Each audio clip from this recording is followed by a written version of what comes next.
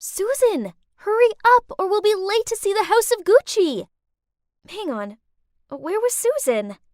I looked around to see my friend standing on the spot. Lola? Isn't that your car? I looked in the direction Susan was pointing and saw my beloved car resting on the back of a tow truck. Great! Our only mode of transport was being impounded for illegal parking. So much for a movie trip. Well, let's call it a day.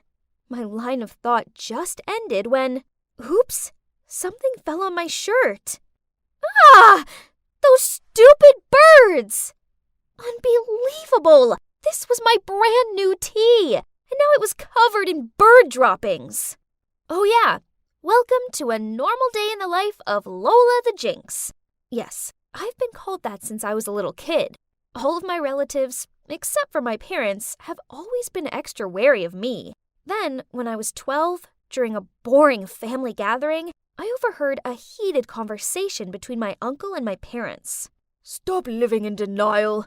That girl's bad luck. Send her off to boarding school. Anywhere, as long as she's away from this family. You're being ridiculous. It's my daughter you're talking about. The fact that you lost your job has nothing to do with her. She's just a kid. That's right. This isn't Lola's fault. You need to stop blaming her for everything because of some silly words. It turned out that the silly words in question were told by a prophetess on the day of my birth. So, my family owned a famous furniture manufacturing business in the area.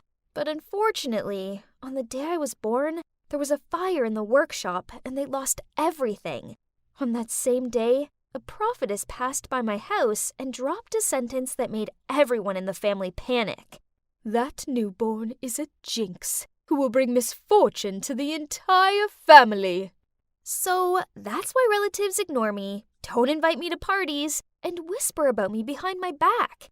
I don't want to believe the prophecy, but with all the bad luck I've had so far, it's hard not to. Have you ever carried an umbrella around with you for 6 days straight, only for it to be sunny? Then the one day you forget to bring it, it pours down? Or have you ever been able to lick a delicious-looking ice cream when you tripped and splashed the whole ice cream on the poor person standing opposite you? Well, not only was I unlucky in my own right, but my ill fortune also affected the people around me. It's no wonder I'm a shy girl who struggles to make friends. Besides my parents, I only have one friend, Susan. Hey Lola, have you ever thought about breaking your bad luck? There's a very famous fortune teller in town. Breaking bad luck? Well, that sounds like a good idea. I've had enough of being Lola the Jinx. The next day, following Susan's instructions, I went to a small house on the outskirts of town. As I knocked on the door, I was nervous and excited. I hoped this would finally be the end to my run of bad luck. A woman in veil let me in. I couldn't wait any longer, so I blurted out, "Hi, I'm here since I heard you could help me get rid of my bad luck, right? Please help, whatever it takes." The fortune teller sat still for a moment, then a smile lit up through her veil. You're Lola, daughter of the Gonzalez family, right? I was stunned. Whoa, she was good at her job. I mean, I hadn't even introduced myself yet. Of course, I already knew that you'd come here, but it would be difficult for me to eliminate your misfortune. There's only one person in the world who can undo your jinx. They will bear all the bad luck for you, and even bring you good luck at the same time. Is that so? But who could that be in this whole wide world? I blurted out. The fortune teller smiled and said that if I wanted further clues, that would cost me a few more bucks. Oh well, I've already come this far, so it's worth spending the rest of my monthly allowance to know who my mystery savior was, right? Then she pulled out this drawstring bag and shook it. She told me to draw an item. Oh, it was a small tile with a single letter on it. A. Well, well, well. Interesting. A person whose name starts with an A. Fear not, Lola. The universe will signal you to find that very person. I then went home and couldn't stop searching my mind for people I know with A names. Let's see. The most potential person was Ariel, a classmate of mine who was super lucky in everything. That's right, no one else but her. She was born wealthy and fortunate. She didn't even study and she always got good grades. Actually, she just won the school raffle. Her prize was a year's supply of donuts and a bowling trip. Obviously, she was the complete opposite of me. With her inherent luck, surely a little bit of my jinx seasoning wouldn't make her too miserable, right? But honestly, I'm not fond of Ariel. She's sour, scornful, and a show-off. Still, dear Lola, anything was possible if you wanted to end your bad luck. So I was determined that from tomorrow, I would make her my best friend. Together we would have the perfect balance between bad luck and good fortune. But easier said than done. Being friends with Ariel meant I had to continuously compliment her on everything. Her new shoes, high grades, choice of lipstick color. Ugh. She also made me go and queue up to get her lunch. Someone like me struggled to carry my own lunch without tripping, let alone two. But the weird thing was, I didn't fall over. Actually, ever since I started hanging out with Ariel, I couldn't recall anything bad happening. With my newfound luck, I started opening up to some of my other classmates. And you won't believe it, an unlucky girl like me even won 2 tickets to the opening of a new water park. So I decided to share one with Ariel. To be fair, it was her luck that got me those tickets, right? But, uh-oh. Hang on. Was that Ariel tottering out of the changing rooms in her stiletto heels? What an idiot! And right after that, just as you might have guessed, she slipped over. But to my horror, she also frantically grabbed onto my arm to take me down with her. But wait, why didn't I feel any pain? Oh, was I dreaming? Did this handsome guy just save me? As for Princess Ariel, she broke a tiny fingernail, so she just stormed off sulking. Never mind, as I had a new companion, my super cute hero, Anthony. Since then, Anthony and I talked to each other every day, and just like that, we officially became a couple. Honestly, who would have imagined that Lola the Jinx would one day have a very wonderful boyfriend like Anthony? Maybe my luck had finally changed. Yay! So the prophecy was fulfilled. Ariel was the one who brought me luck. But actually, thinking about it, Ariel didn't seem to be having any bad luck at all in the meantime. Well, apart from the fingernail incident, but in that instance, she was lucky she didn't sprain her ankle or anything. Perhaps we were all riding on the good luck train, for once. But there's still one thing I can't understand. Honey, why were you so late today? Sorry, babe. On the way here, I got a flat tire. Twice. Yeah, you see, my boyfriend sure had been having a lot of bad luck lately. But wait, Anthony also has a name that began with the letter A. Could it be that it was Anthony who bore my bad luck? Not Ariel? Oh no, this couldn't be happening. Then, over the next few weeks, my suspicions were confirmed. Anthony lost his phone. He misplaced his assignment, picked up the wrong dog from the vet's, and even managed to walk into his mom's brand new, expensive vase. Smash! I could continue to be a jinx, but I didn't want any of my loved ones to endure this fatigue for me. Instead, I needed to find a way to help Anthony get out of this for good. Maybe he could befriend someone super lucky. Then this would reverse his bad luck. With this plan in mind, I planned a picnic for us both, then invited the luckiest person I knew along too, Ariel. At first, it seemed to be going really well. It wasn't raining, and there weren't ants in our sandwiches. But then I noticed Ariel giggle and twizzle with her hair as she looked at Anthony. Oh no, Ariel had a crush on my boyfriend. The problem was, the more I saw them together, happy and bad luck free, the more I concluded that Anthony was better off without me. So I started ignoring his calls and messages and purposely avoided the places I knew he would be. All was going well, until he showed up outside my school. Ugh! Lola, why are you ignoring me? What did I do wrong? I pretended not to hear anything and kept walking, but he ran after and caught me by my wrist. So I yelled at him, "Nothing! You're perfect! That's why I stopped talking to you. I'm a jinx, and you deserve better." He gave me a confused look, so I explained all about how bad luck had a way of following me and the people I was closest to, and that's why I had set up a date for him and Ariel. You're such a fool. Are you seriously ready to throw away what we have because of some stupid prophecy?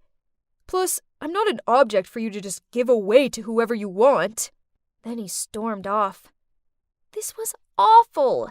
Now I'd gone and lost my amazing, sweet, caring boyfriend, and I only had myself to blame. Later that night, Mom walked into the living room and saw me slumped on the couch crying. She asked me what was wrong, and I blubbered out all about my bad luck, the fortune teller, and how I lost my boyfriend because of it. I think it's time I visited this fortune teller. It might be the prophetess from the day you were born. I didn't see her back then as I was in the hospital with you. If it really is her, I'm longing to know why she decided to put so much stress on our family with her ludicrous words. The next day, Mom and I went to the fortune teller's place. Mom yanked the veil off her face and stared at her in shock. Turns out they went to school together. And back then, this woman was jealous of my mom's luck. A jealousy she never got past. So she tried to sabotage her by telling those ridiculous prophecies to not only me, but the rest of our family. Thinking about it, throughout my childhood, my relatives treated me like a bad luck charm. So that's how I acted. I alienated myself, acted insecure, and had no confidence. Maybe it was my negative energy that was making me unlucky, not some dumb prophecy. So what happened next? Well, Mom made sure the whole town found out about what a fraud the fortune teller is. She wrote a public apology to us and paid us compensation. As for me, I decided it was time to make my own luck. So I went round to Anthony's and handed him 2 tickets for the water park, and I apologized for all my superstitious nonsense. He seemed to appreciate the gesture, and he forgave me. So we're back together. Yay! From now on, it's only positive vibes, happy thoughts, and grasping life's opportunities. The most important thing I've learned is that if you see life as beautiful, it'll always be beautiful to you in return. Hey there, I'm Evie from Georgia. So, I look like a regular teenage girl, right? Just you wait till you see what I can do. Kids these days are so rude and unruly. I blame the parents. There's just no discipline anymore. See, they don't even respect their principal. But no big deal. I know just how to handle them. There we go. Just a few words and the class immediately went silent. What is this, Mrs. Gardner? That trip was all we've been looking forward to for months. Thanks to everyone's disruptive behavior.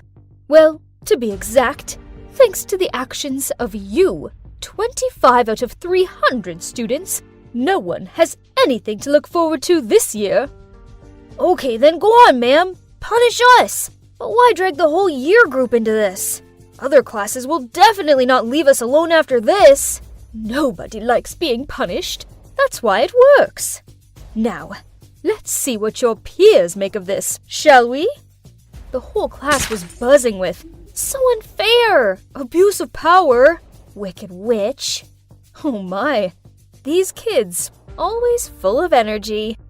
Go back to your seats and write an apology letter to Miss Helen, along with a promise to never misbehave again, or else. All of them reluctantly sat down. And there we have it. Oh my God, who are you? It's just that these unruly students need to learn a lesson for getting Mrs. Helen so exhausted that she ended up in the hospital. And so you just decided to mimic me? Well then, please inform your mum. We will have a talk about this. Here, tomorrow morning. I glumly walked home as slowly as possible. As soon as I walked through the door, Mom was glaring at me. Yup, my mom is Miss Helen, the kindest homeroom teacher ever. However, the kids in her class made her life a misery, which led Mom to get high blood pressure and end up in the hospital. I just wanted to help her, but instead, I just managed to make things worse. Hi, Mom.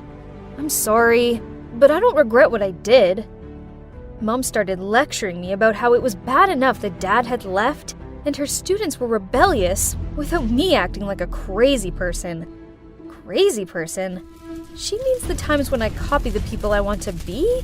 But that's my hobby. I inherited that passion from my father, a famous special effect makeup artist.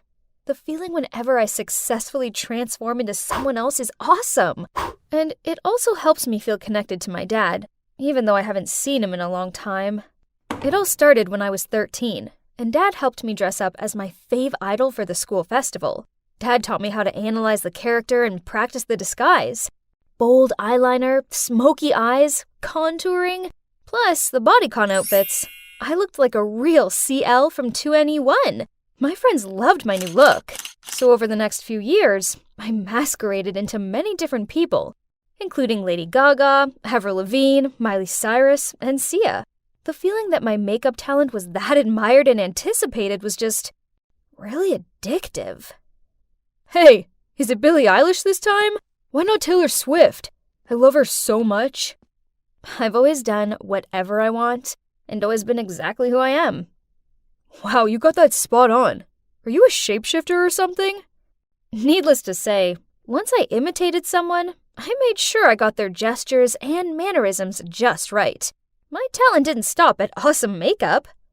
I was trying to collect things from my locker when a stampede of students raced past me and almost knocked me off my feet.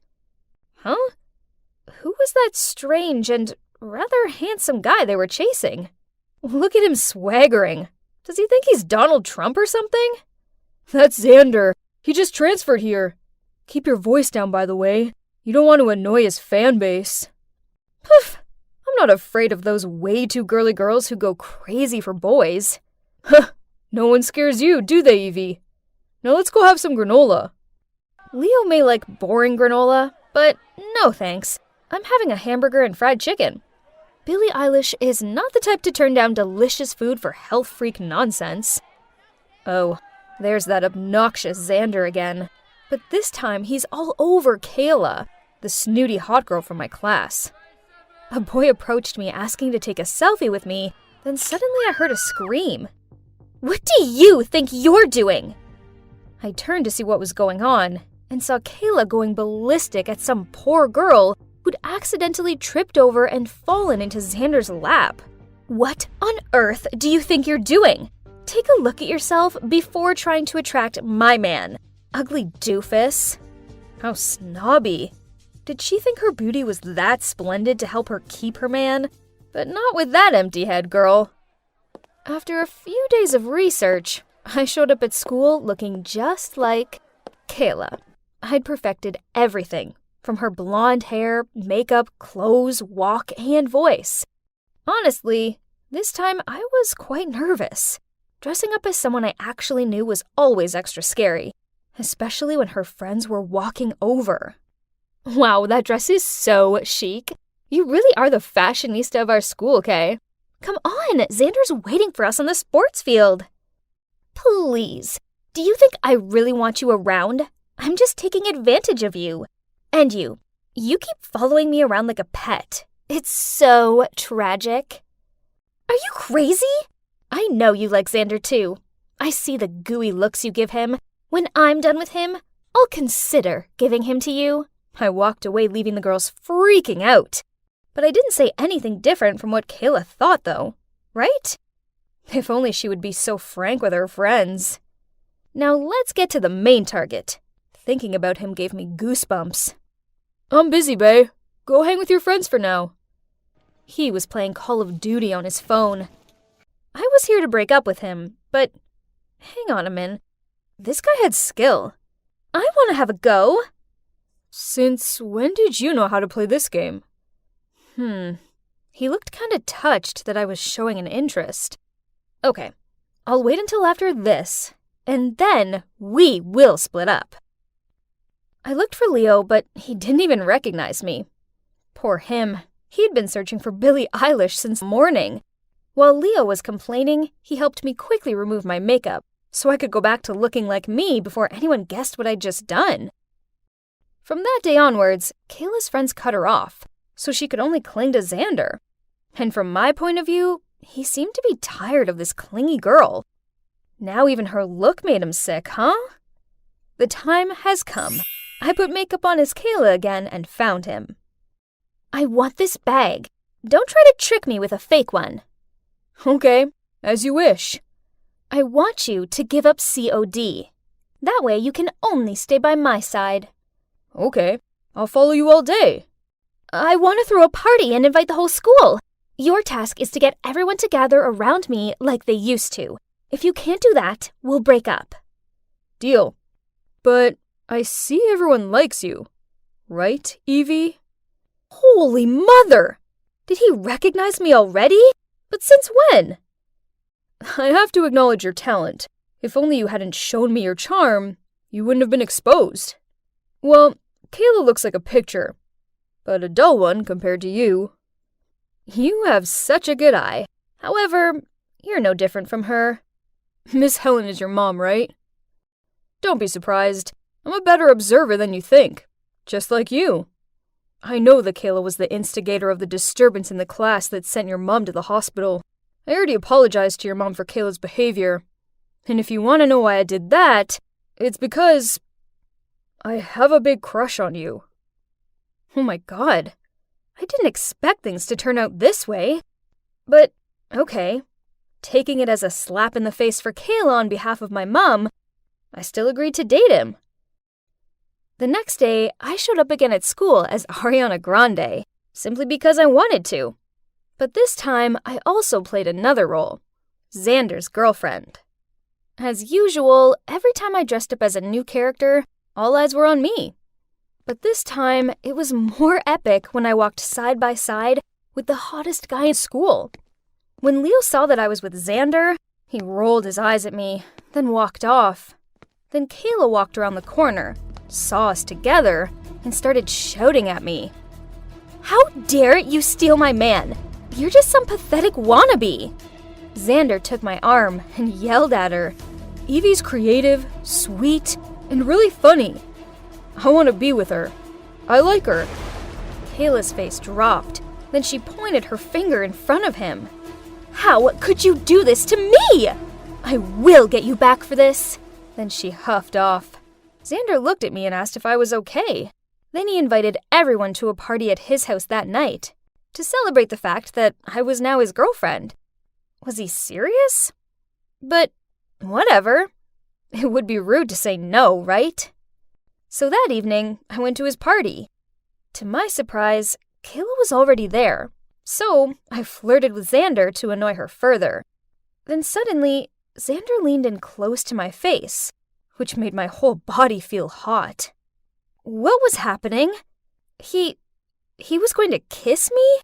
But then he whispered in my ear, "You haven't told me how you feel about me yet." You were looking forward to this answer, weren't you? But before I could reply, Leo appeared out of nowhere, grabbed my hand, and dragged me out of there. Ugh! What on earth are you doing? I'm the one who should be asking you that question. What on earth were you going to say? That I have feelings for you too?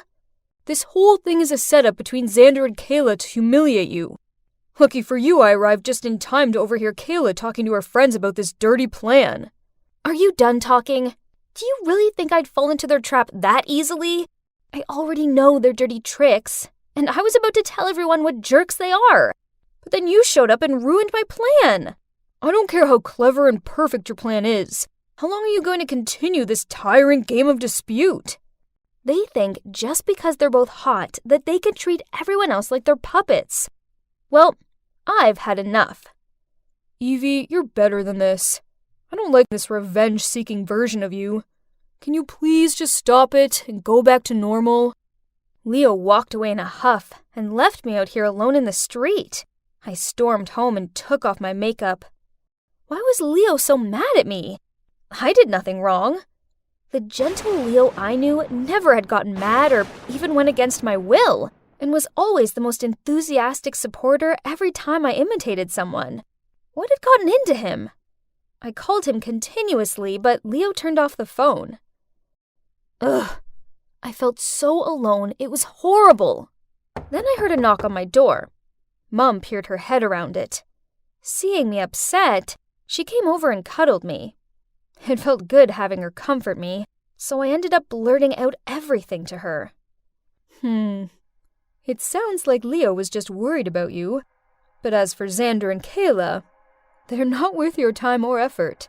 Don't become someone you're not just to get revenge on people who don't deserve you.